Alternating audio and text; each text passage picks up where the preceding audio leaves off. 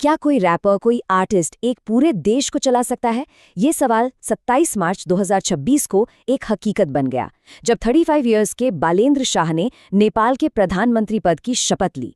सोचिए, दशकों में ये पहली बार हुआ था कि सत्ता का रिमोट कंट्रोल उस पुरानी जमे हुए नेताओं की पीढ़ी से निकलकर किसी ऐसे इंसान के हाथ में आया जो सिस्टम का हिस्सा था ही नहीं।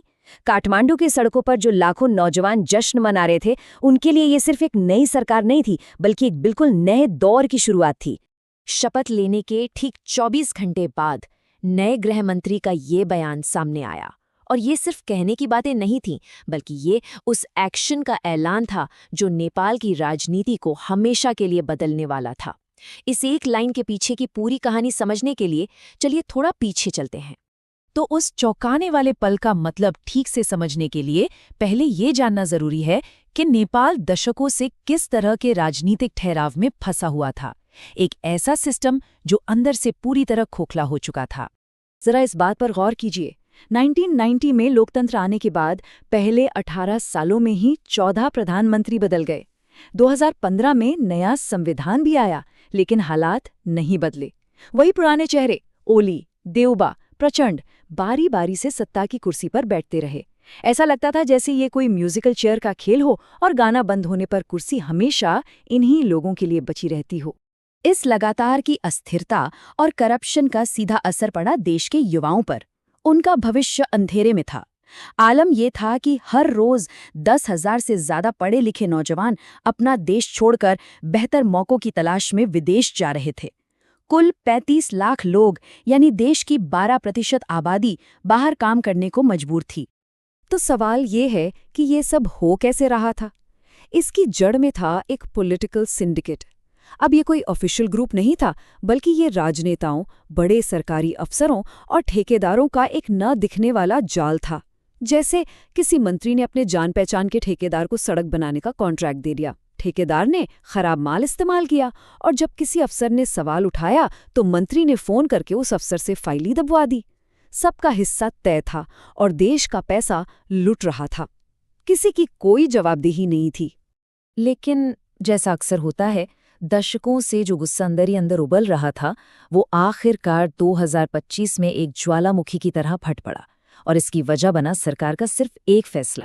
सरकार ने फेसबुक और यूट्यूब समेत 26 सोशल मीडिया प्लेटफॉर्म्स को बैन कर दिया। युवाओं के लिए अपनी आवाज उठाने का ये आखिरी जरिया भी छीन लिया गया। हजारों युवा सड़कों पर उतर आए, लेकिन अब ये लड़ाई सिर्फ इंटरनेट बैन की नहीं रह गई थी, ये पूरे सड़े हुए सिस्टम के खिलाफ थी।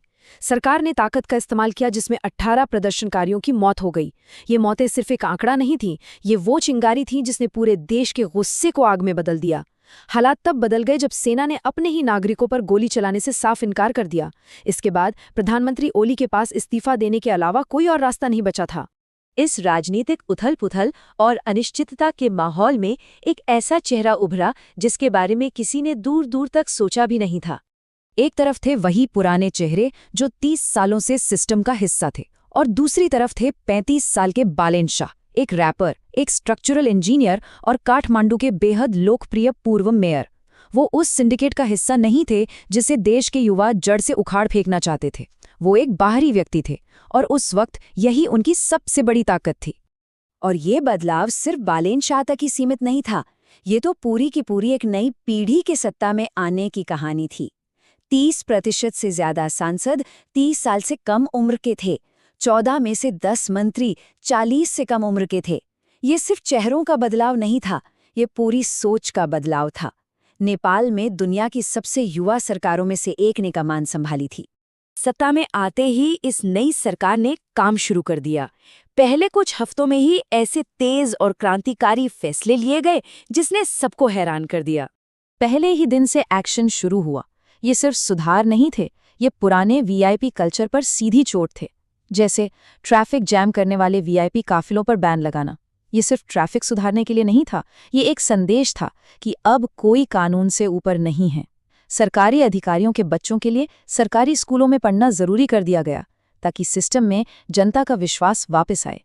दफ्तरों से नेताओं की तस्वीरें हटाना और पासपोर्ट जैसी सेवाएं घर पर पहुंचाना, ये सब इस बात का प्रतीक था कि सरकार जनता के लिए है, अपनी वाहवाही के लिए नहीं। और फिर आया वो पल जिसने इतिहास रच दिया। 28 मार्च की सुबह पूर्व प्रधानमंत्री केपी शर्मा ओली को प्रदर्शनकारियों की मौत के मामले में उनकी भूमिका के लिए गिरफ्तार कर लिया गया। गृहमंत्री का वादा पूरा हुआ, कोई भी कानून से ऊपर नहीं है। देश में पहली बार जवाबदेही का एक नया अध्याय शुरू हो रहा था। लेकिन इस सरकार का मकसद सिर्फ पुरानी गंदगी साफ करना नहीं था।